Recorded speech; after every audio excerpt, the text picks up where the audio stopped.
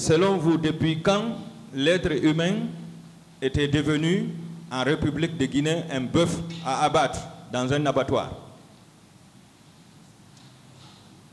Ce qui s'est passé le 28 septembre nous montre que c'est une récidive d'une longue série que ce pays a connue. Ce pays a trop souffert, oui ou non? C'est affirmatif. La population guinéenne a trop souffert, oui ou non? C'est affirmatif. Le sang a trop coulé, oui ou non? C'est une vérité.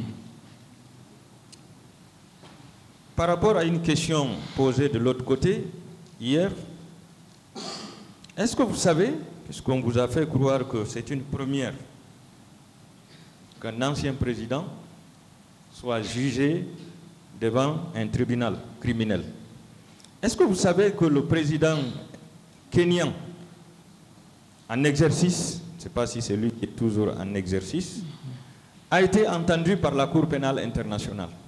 Affirmatif. Et il a été purement et simplement acquitté. Affirmatif. Est-ce que ce n'est pas un devoir pour un chef d'État de se mettre à la disposition de sa justice pour rendre compte des faits et de sa gestion? C'est de sa responsabilité. Alors, selon vous,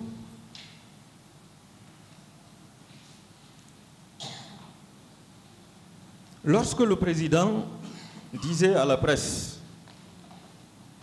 qu'il ne voulait pas que les mêmes choses se répètent, qui pouvait empêcher que les mêmes violences se répètent?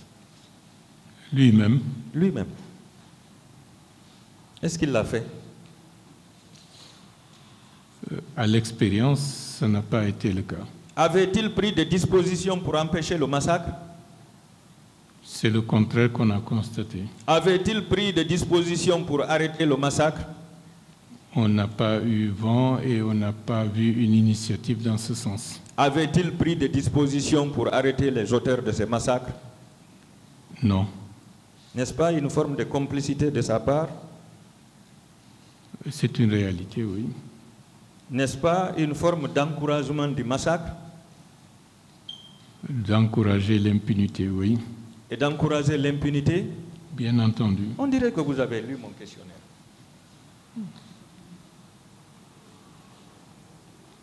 Est-ce que vous savez que vous avez été victime d'une attaque systématique et généralisée? Expliquez. Est-ce que vous savez que le 28 septembre, la population guinéenne a été victime d'une attaque systématique et généralisée? Elle a été agressée, effectivement. Est-ce que vous savez que cela constitue un crime contre l'humanité? Sans être juriste, je pense que ça doit être le cas. Ça doit être le cas. Est-ce que vous savez que pour tous les analystes du monde entier, pour tous les juristes, le massacre qui a été commis au stade du 28 septembre constitue un crime contre l'humanité? C'était la conclusion de la commission d'enquête internationale des Nations Unies. Êtes-vous là en tant qu'accusé ou en tant que victime? C'est une question bête. Hein? En tant que victime? En tant que victime. Puisque hier, on vous faisait croire que c'est vous qui devriez prendre des dispositions pour assurer la sécurité de la population guinéenne, de vos militants.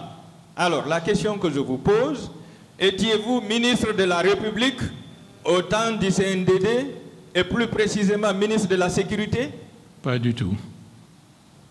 Comment on peut vous reprocher les défaillances du CNDD et de son chef?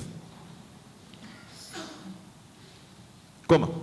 Non, ce n'est pas dans nos attributions ni dans nos compétences. Comment on peut vous rendre coupable des crimes qui ont été commis par des militaires, gendarmes, policiers et même par des miliciens par la complicité du pouvoir? Nous n'avons aucune autorité sur tout ce monde-là. Donc nous n'avons aucune responsabilité par rapport au massacre perpétré. Lorsque la hiérarchie militaire, la hiérarchie policière et la hiérarchie de la gendarmerie convergent au stade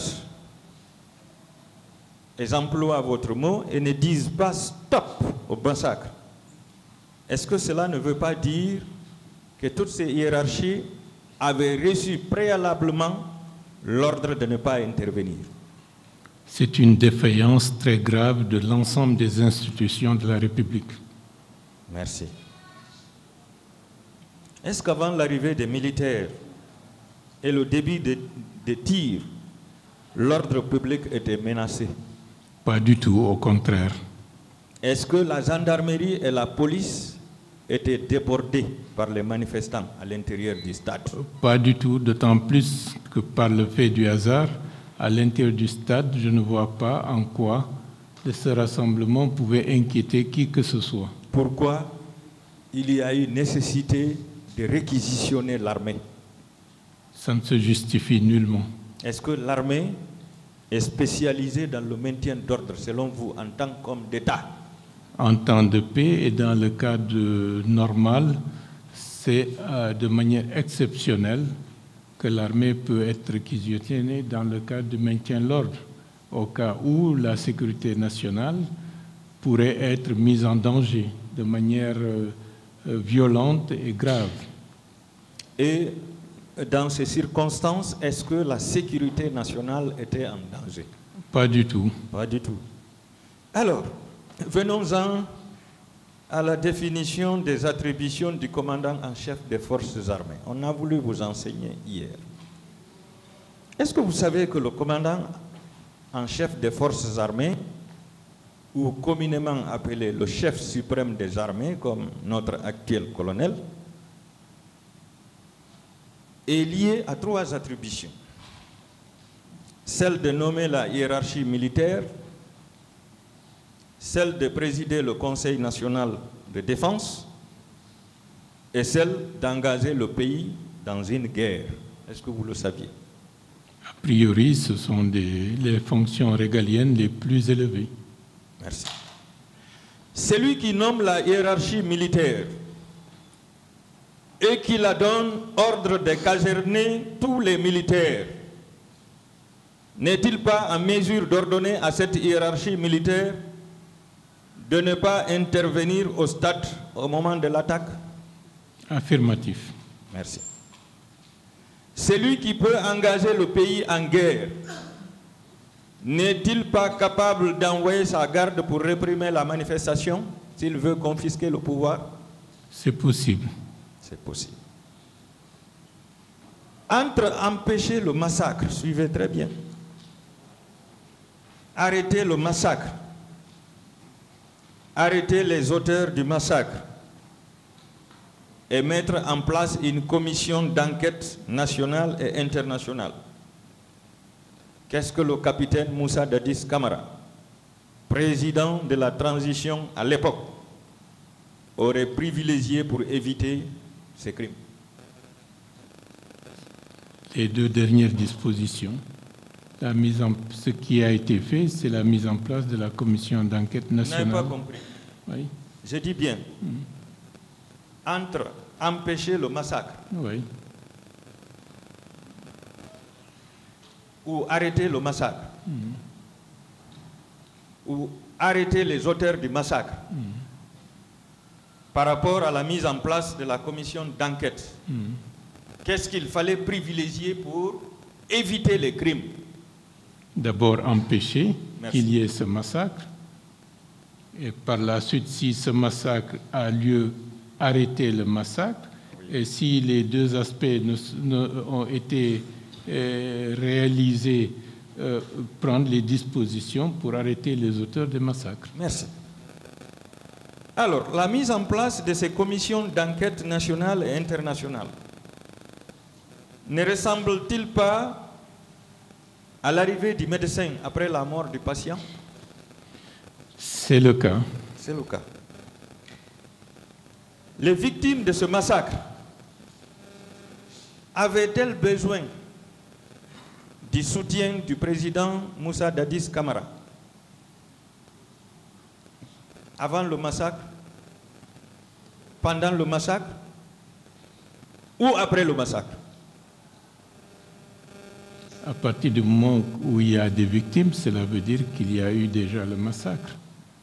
J'ai dit, elle avait besoin de son soutien à quelle étape? Empêcher qu'il y ait des victimes et donc le massacre. Merci. Ou bien arrêter le massacre. Et prendre soin des victimes. Voilà. Selon vous, le capitaine Moussa Dadis Camara aurait seulement condamné le pillage du commissariat de police de Bellevue en excluant les morts, les viols et les disparitions forcées commis au stade du 28 septembre? Est-ce qu'il devait se limiter seulement dans sa déclaration à condamner le pillage du commissariat de police de Bellevue? L'ampleur du massacre et la consternation internationale auraient dû privilégier la question des victimes et des auteurs de ce massacre. Est-ce qu'en même temps, il ne devrait pas condamner le pillage des domiciles des leaders politiques et des citoyens de l'Axe, sans oublier les boutiques et magasins qui ont été pillés? C'est ce qui devrait scier s'il y a égalité ou équité. En tant qu'homme d'État. Bien entendu. Voilà. Alors, entre les symboles de l'État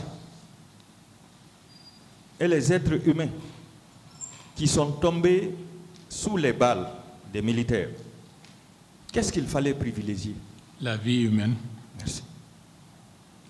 Est-ce que le pillage des symboles de l'État donnait droit au président et à ses éléments d'ordonner à sa garde d'aller massacrer les manifestants? Ça ne peut pas être justifiable. Est-ce qu'il y a une circonstance exceptionnelle qui pouvait amener le chef de l'État à l'instant où certainement les manifestants ont bravé, même si ce n'est pas le cas, ont bravé l'interdiction d'une manifestation, d'envoyer des militaires pour massacrer les manifestants? Ce n'est pas justifiable. Ce n'est pas justifiable.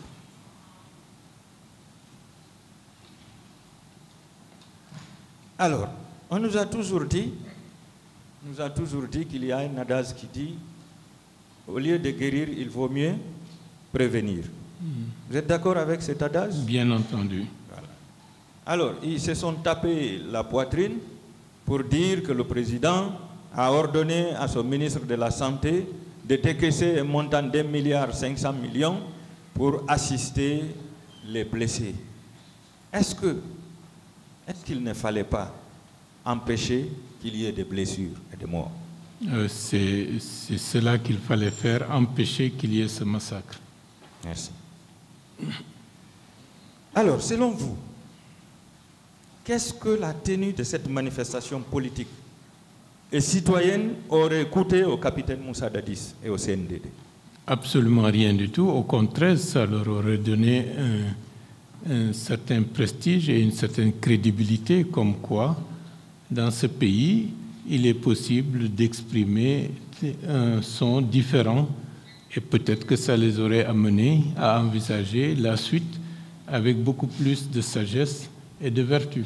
Est-ce que selon vous, l'ivresse du pouvoir n'a pas prévalu par rapport à la raison? C'est le cas. C'est le cas. Si le capitaine Moussa Dadis Camara a condamné les propos du colonel Moussa Keïta, quand ce dernier disait Dadis ou la mort, est-ce qu'il ne devrait pas aller à l'extrême, c'est-à-dire le limoger? C'est le cas, et même le traduire devant les juridictions compétentes, parce que c'est une menace à l'égard de toute la société. Merci.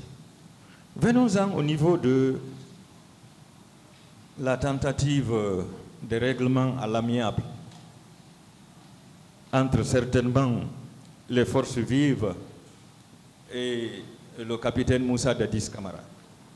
Est-ce que vous pensez que le règlement à l'amiable pour empêcher toute poursuite est valable en matière criminelle? Les crimes sont prescriptible. Et donc, mais vous parlez de règlement à l'amiable, je ne comprends pas. C'est-à-dire, il y a un pacte qui a été signé, d'ailleurs c'est la défense qui en a parlé hier, selon lequel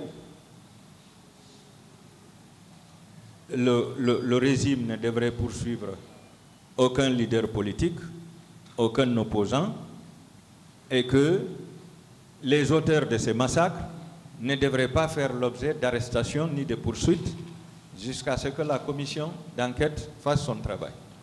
C'est ça un règlement à l'amiable. Est-ce que devant ce massacre, un tel règlement à l'amiable est valable, bien que vous n'êtes pas juriste? Bon, peut-être que ça a existé, puisque je me souviens, lorsque le président Compaoré était venu et qu'il nous a reçus à la case Bellevue, j'ai constaté, à ma grande surprise et une profonde déception, une certaine attitude tendant à banaliser ce qui s'est passé. D'accord. Est-ce que vous savez qu'une telle convention est nulle et non avenue? Affirmatif. Merci. Est-ce que vous savez que c'est souvent cette arme que les dictateurs utilisent? Affirmatif. Autrement dit, quand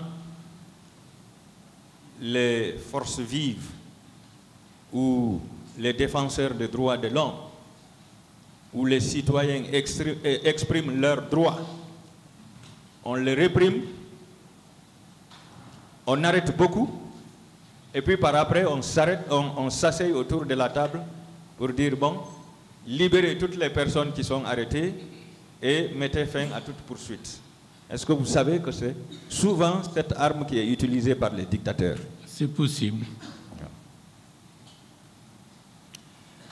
Est-ce que vous savez qu'après le 3 décembre 2009, est-ce qu'on vous a fait croire ici que le rapport d'enquête nationale a été élaboré ou fini ou finalisé lorsque le capitaine Dadis n'était plus président? Est-ce que vous savez qu'après le 3 décembre, le capitaine Moussa Dadis Camara est resté toujours comme président de la transition et le général Sekouba Konaté était président intérim? C'est le cas, oui. Voilà, on a tenté de vous tromper hier.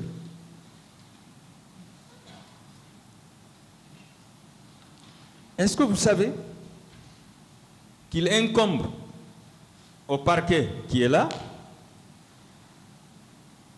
de démontrer la responsabilité de tous les accusés?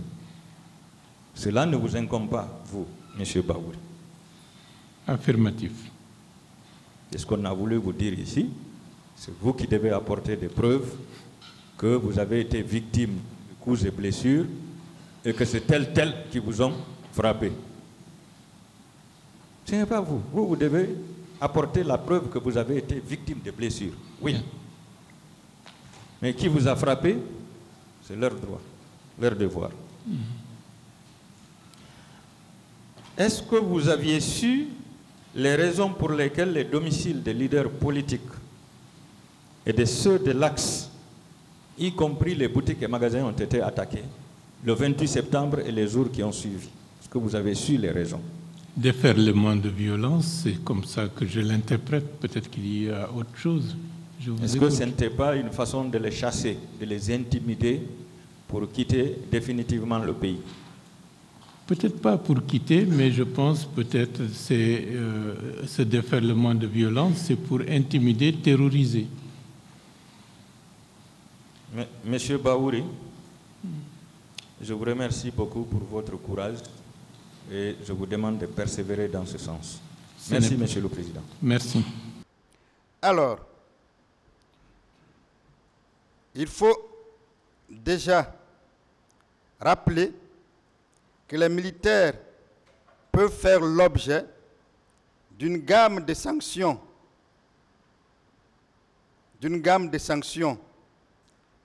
Et cette gamme de sanctions là doit provenir d'autorités clairement connues. Et ces sanctions-là, disciplinaires, sont soit fixées par le règlement de discipline générale, soit statutaires, parce que fixées par le statut général des militaires et le statut particulier du personnel militaire non officier, soit des sanctions professionnelles fixées par le statut des militaires, soit des sanctions pénales par le Code de la justice militaire ou le Code pénal de notre pays. Sur le dernier point, et c'est bien l'article 75 du Code militaire en ce qui concerne la discipline. Sur le dernier point, je n'en parle pas, c'est-à-dire sur le point lié aux sanctions pénales prévues par le Code de la justice militaire ou le Code pénal. C'est à la justice d'appliquer cela. C'est pour ça que de manière pédagogique, j'ai voulu que ce qu'il a fait sur le plan judiciaire vienne avant juste ce qui doit être fait sur le plan disciplinaire, puisque c'est là que l'on peut parler de sanctions. Donc, les sanctions pénales ne sont pas prises par le président, par le militaire, c'est à la justice de le faire.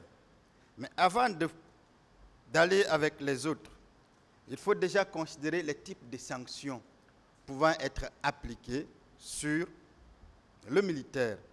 Quand il s'agit d'un officier et d'un sous-officier, il y a un avertissement, une réprimande, une blâme, un arrêt simple, un arrêt de rigueur. Mais qui doit prendre de telles sanctions? Ce n'est pas le président du pays. Ce n'est pas le président du pays. C'est où le commandant d'unité, donc le militaire, ou c'est le commandant d'unité lorsque le militaire fautif relève, par exemple, de ce camp, de ce commandant, mais ce n'est pas le président. Ou c'est clairement le chef d'état-major particulier, quand ça va plus loin, ou c'est clairement le chef d'état-major, général des armées, ou c'est le ministre de la Défense. Pour les militaires de rang, il peut s'agir d'un avertissement, d'une consigne, d'une salle de police, d'une prison et régiment, de cellules. Ces sanctions ne peuvent pas non plus être appliquées par le président. À quel moment le président peut prendre une sanction? Le président ne peut se permettre de prendre une sanction contre un militaire que lorsque il y a eu une enquête au départ, lorsque des conclusions lui ont été présentées, lorsque toutes ces enquêtes-là ont été menées de la base au plus haut sommet et qu'on lui présente tout simplement un document.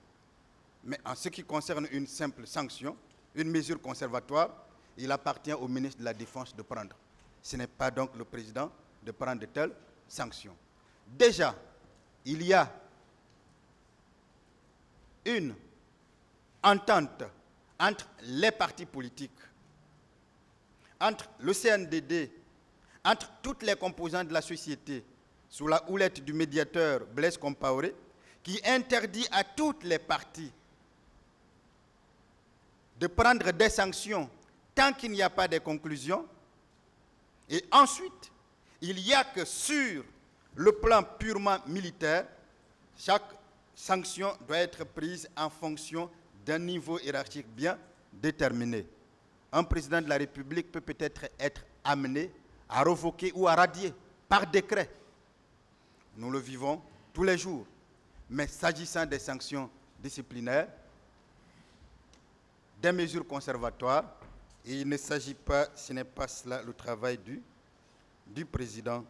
C'est pour ça qu'on ne peut pas imputer au président Dadis le défaut d'avoir pris une sanction.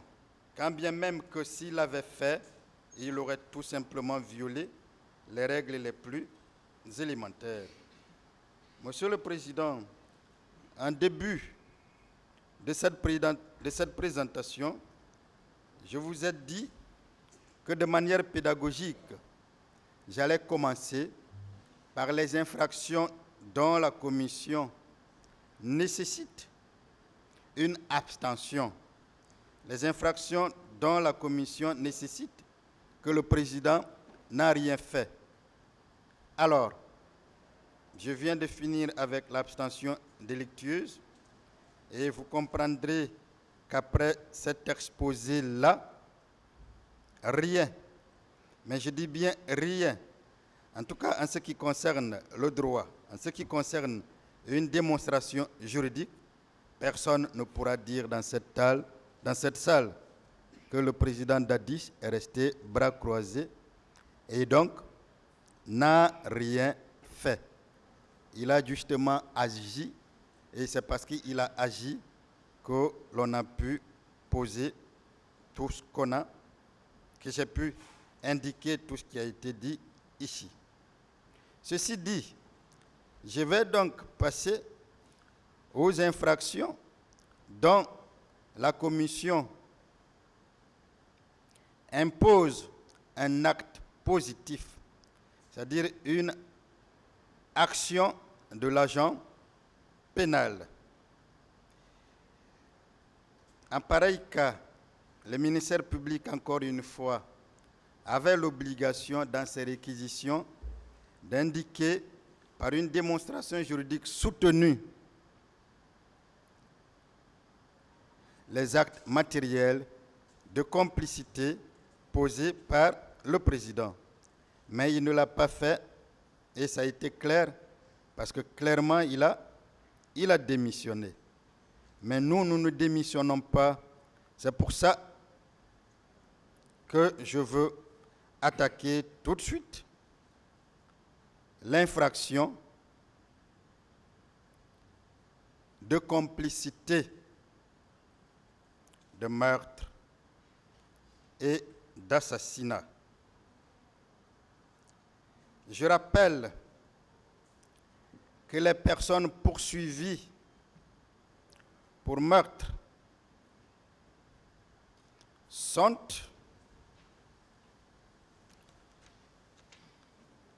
les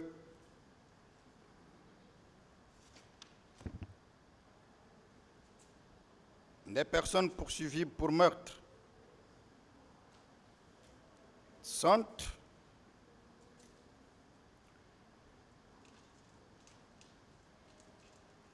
le colonel Thiebro,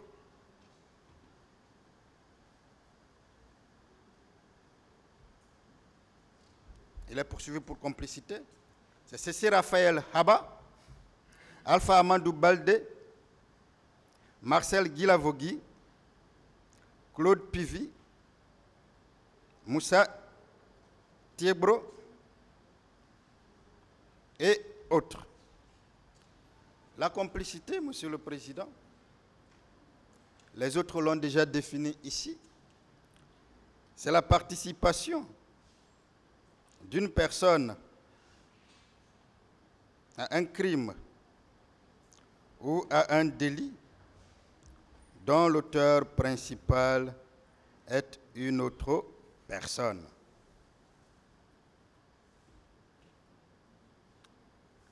Ça veut dire quoi? Ça veut dire tout simplement que le complice se définit comme celui qui participe à la faute ou au délit ou au crime commis par une autre personne. Il s'agit donc pour la personne de s'associer au méfait d'un crime commis par une autre personne. Alors, pour que cela soit possible, il faut déjà, premièrement, que le fait punissable soit connu et imputable à une personne bien déterminée.